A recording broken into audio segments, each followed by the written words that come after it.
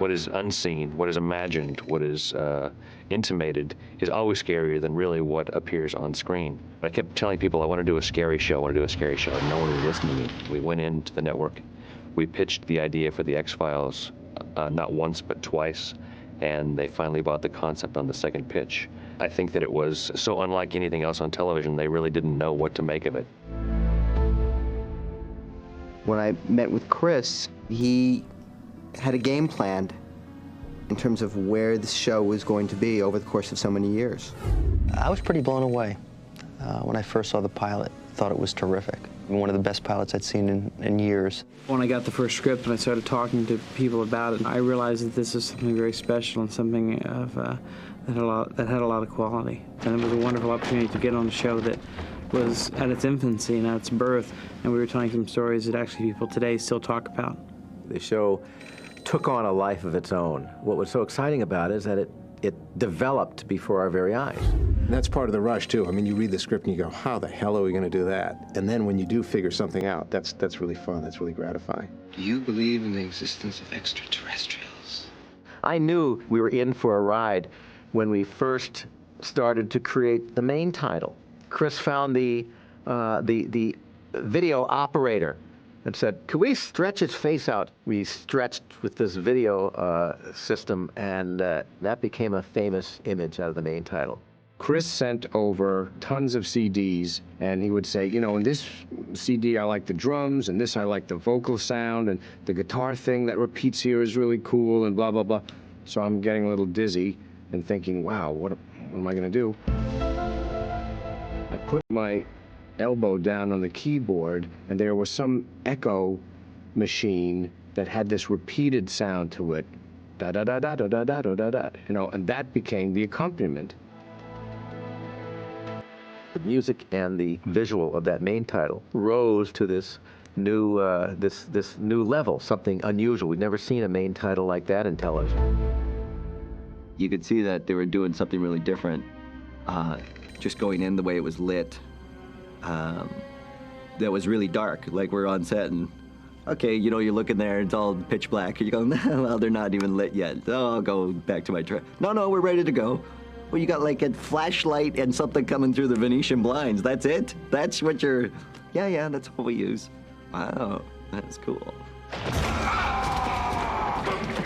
I'll say that we did everything right the first season, and that we made all the right decisions, and I'll say that only because it was the foundation for which the rest of the show was built. I'm asked where Mulder and Scully came from. Of course, now fans of the show will know that Mulder was my mother's maiden name, and Scully is the last name of Vince Scully, who was the voice of the Dodgers, and when you're a kid growing up in Los Angeles like I was, also the voice of God. The show had such an immense popularity that Dave and Gillian had no idea what was happening behind them. Being cooped up in a sense, Vancouver, working on the show, not knowing how the world or how the United States is responding to this show was quite an interesting eye-opener for these guys when they come to Los Angeles. Scully, wake up! You gotta see this. I think it had to do with the fans on the internet, because way back then, that was when it was Alt TV X-Files, the news group, that everybody would log on after the show and start talking about it. I was adamant from the beginning that Mulder and Scully should not be romantically involved. Of course, I've been successful in that. The addition of Scully's boyfriend, named Ethan, in the pilot was an attempt by the executives to create the love interest that they felt wasn't there between Mulder and Scully. Are you working with anybody? Yes. His name's Fox Mulder. As it turned out, it was very easy to cut Ethan out because it just slowed down the scenes where you would see Mulder and Scully together, which is where all the heat really was. Gillian Anderson came to me in the second half of the first season to tell me that she was pregnant. There were many thoughts about how we should handle the pregnancy, alien baby being one of them. Ultimately, I think we all kind of group decided that what we should do is we should write around Gillian's pregnancy. We should not deal with it at all on camera. But at the end of season 1, you will see noticeably that Gillian begins to be transformed into the beginning of motherhood. There's a scene in Deep Throat where Mulder sees what appears to be a spaceship, and the ship flies right on over him, casts this light down upon him. It was a pretty hectic day, and in the middle of this, out comes the lighting rig, which was basically this kind of 70s disco thing. So what was supposed to be this mysterious high-tech spaceship was making some pretty funny-looking little colored circles on the ground. I got a call from Dan Sackheim, and he said, we're doing this pilot, and we need a bunch of leaves to swirl around in a vortex. The entire vortex was CG leaves, but they were combined with real leaves that we had blowing on the forest floor. Everyone was surprised by the scale of the shows and how difficult they were to accomplish. I was walking onto a set and walking onto an atmosphere of people that wanted to make something better. They were striving to make something great. The mealworm that almost went into Mulder's ear was a real deal. The worm was partly just kind of a real prop that was actually moving around, and it was also a computer-generated worm that kind of wriggled convincingly. The character that Doug Hutchison plays is a person who excretes bile, but he also decided he wanted to play it stark naked. So I walked onto the stage, and here's this stark naked man covered in this gooey yellow substance. And it was shocking, you know, because here is this man walking around naked, which is always shocking. But I think the thing that I felt worst about was that David Duchovny was going to actually have to get into this elevator shaft with this naked, greasy, grimy, sweaty man, and to have to pretend to be afraid of him, which is probably the easy part. One of the funniest sequences that we had to work on was in the show Fallen Angel. There was a monster that could not be seen. So we'd said, well, okay, if it's in a green forest, let's put that person in an orange suit, and I'll be able to extract that person and put in something that's kind of mysterious. It was supposed to be this kind of lithe, dangerous, raptor-like creature. And what it ended up being a dancer in this bright orange body sock contraption wearing fins and a hump on her back. The film that we got back on the day they shot this rubber-suited guy was so funny. I could hear laughter coming from different screening rooms all across the lot. I'm always asked what my favorite episodes are. Two episodes that come to mind, Ice and Beyond the Sea, which I thought were excellent and really helped to establish what the X-Files could be.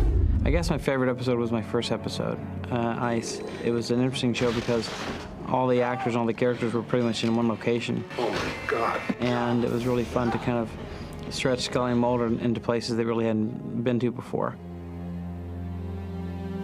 In here, I'll be safer than you. I think it was the last show of season 1 was the Erlenmeyer Flask. It was a big, big show. It was a very exciting score, and that's my favorite score.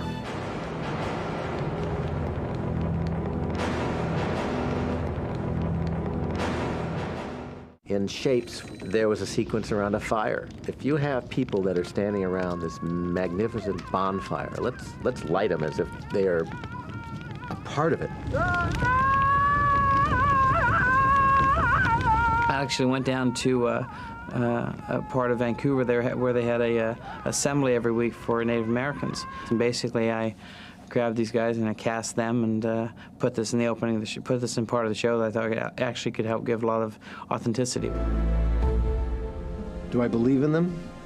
Well, they don't return my calls. There has to be something out there.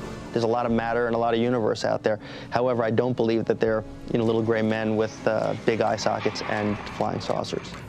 I would think that it'd be pretty arrogant of us to think that we're the only ones in a universe so large. But if they're flying millions of light years just to shove a flashlight up some hick's ass, I don't think that's going on. You know what I mean? Do I believe in extraterrestrials? I could tell you, but I'd have to kill you. I'm looking back now, not just 7 years back to the beginning of the X-Files, season 1, but really 8 years, because it took me short of a year to really pitch, write, sell, and to produce the X-Files pilot so that it could be aired when it was in September of 1993, I believe. I look back on it as inching our way along, feeling our way through the dark, which is, I think, a good X-Files metaphor. When I look back on the first season of X-Files, I have such a fondness for everyone and everything that I did. We all work very hard in this business, and it's nice to be able to do something that you're proud of. Being part of, in a sense, cultural history of the 90s is pretty exciting. So whatever happens to me career-wise from now on, I'm not sure will quite compare with the X-Files experience. Trust me, you've never been closer. Closer to what? It really is as if there was someone watching out for us. I've always knocked wood when asked about the show or given a compliment about the show, because I'm superstitious that we are still working under some magic spell, and I would hate for that spell to be broken.